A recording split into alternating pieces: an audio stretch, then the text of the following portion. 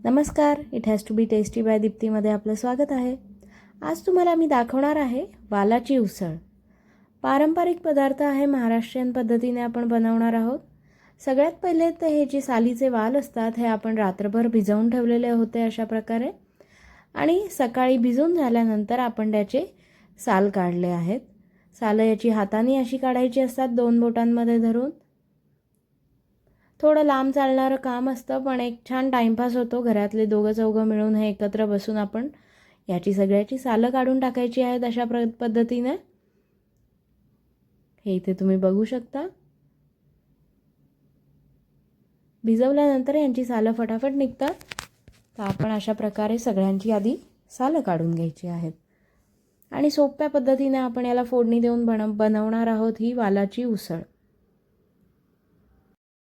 अशा प्रकारे आपण हे वाल सगळे सोलून घेतलेत. 15-20 मिनटं लागली, पण सगळे वाल आमचे सोलून झाले. भाजीची आपण तयारी करतोय. खोबरं आम्ही असं किसून घेतलेलं आहे. भरपूर कोथिंबीर लागणार आहे आपल्याला. कढीपत्ता आणि मिरच्या लागणार आहेत. सोपीशी फोडणी आहे. आपण आता कढईमध्ये तेल गरम करून घेऊया. आपण ही कढईत पण करू शकतो किंवा कुकरमध्ये सुद्धा करू शकतो.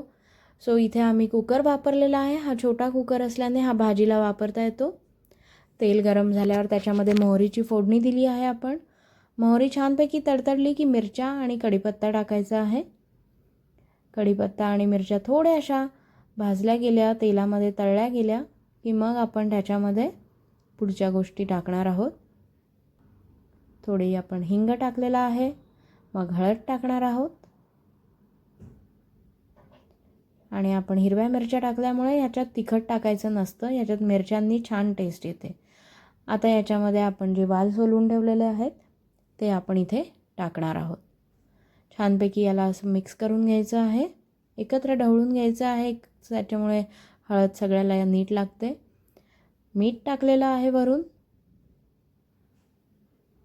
थोडीशी साखर ऑप्शनल आहे.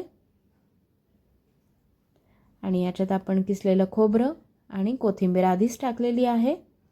आणि याच्यानंतर ह्याला छानपैकी परत ढवळून घ्यायचं आहे.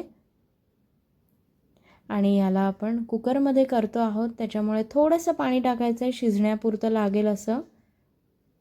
आणि कुकरची आपण 1 ते 2 शिट्ट्या काढून घेणार आहोत. त्याच्यामध्ये ही आपली उसळ पूर्णपणे शिजून होणार आहे. आणि अशा प्रकारे आपली ही उसळ, वालाची उसळ तयार आहे.